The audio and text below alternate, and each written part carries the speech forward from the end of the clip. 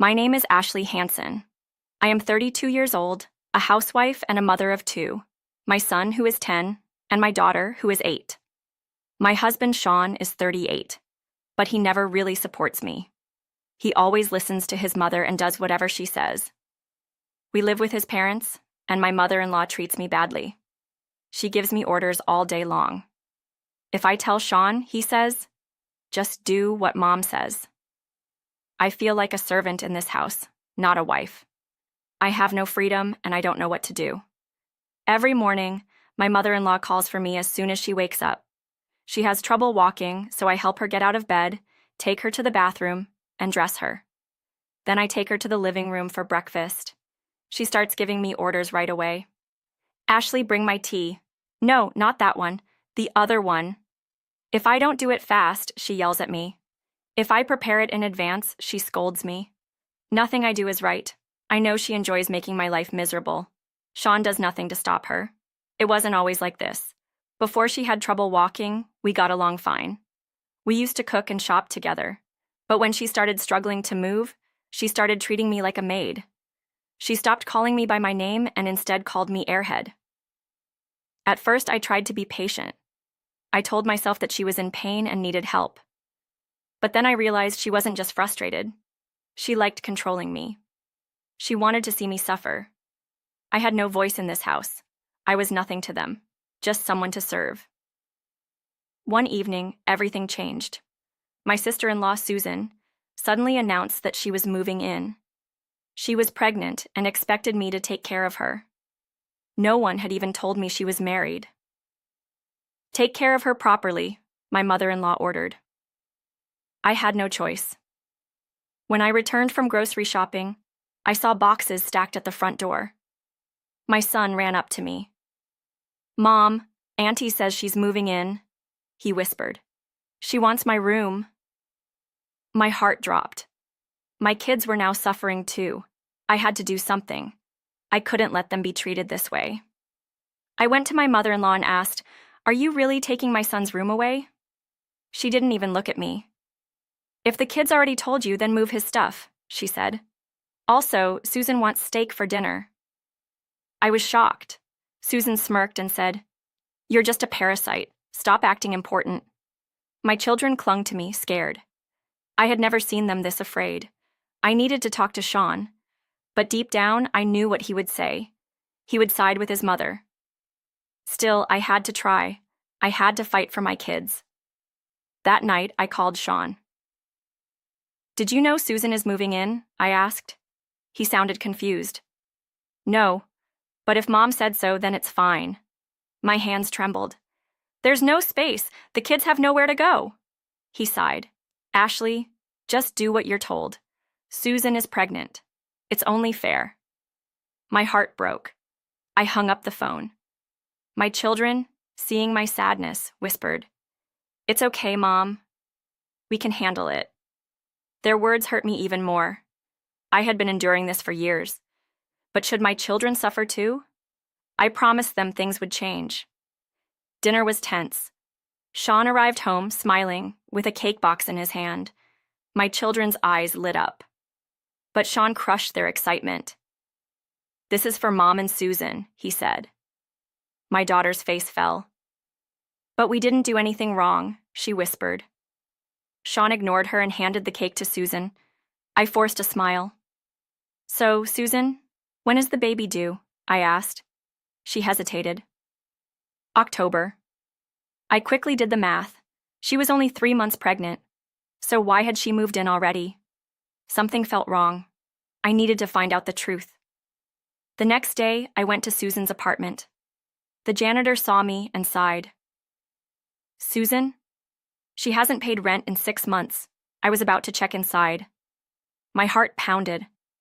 I stepped inside and found a man on the couch. "Who are you?" he demanded. The janitor frowned. "This apartment is for single tenants. Are you her husband?" The man scoffed. "Husband? No, I was just staying here." My stomach churned. Susan wasn't married, and she was hiding something big. I needed answers. Something about her story didn't add up, and I was determined to find out. The man, Nick, finally told me the truth. He had been dating Susan, but it wasn't serious. She told me she was pregnant, but that's impossible, he said. My mind raced. Susan had lied about everything. But why? Nick had his own problems. He had lost his job and had nowhere to go. I need to fix my life, he muttered. He packed his bags and left. I had just uncovered a huge lie. Susan had tricked her family into taking care of her. But now I had the truth. I needed to decide what to do next. When I got home, Susan was furious. "You ruined everything," she screamed. My mother-in-law sided with her. "Ashley, you're out of line." I clenched my fists. For years, I had endured their insults. Now, they wanted me gone. "Then let's make it official," I said, placing divorce papers on the table. Sean laughed. "Where will you go? You have nothing." I looked him in the eyes. "I have my children." His smile faded. I had made my decision. I was leaving. I wasn't going to suffer anymore. It was time to escape from this house. The next morning, my brother arrived with a truck. My children helped pack, smiling for the first time in years. Susan stood by the door, arms crossed, her face full of anger. "You'll regret this," she muttered. My mother-in-law called me names as I left. I ignored them. My children deserved a better life. We moved into an apartment near my parents. It was small, but it was safe. That night, for the first time in years, I slept peacefully. No yelling, no insults. Just me and my children.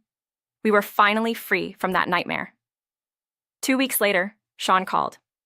"Mom is losing it. She keeps calling for you." I almost laughed. "That's not my problem," I said. "You left us. You have to come back," he shouted.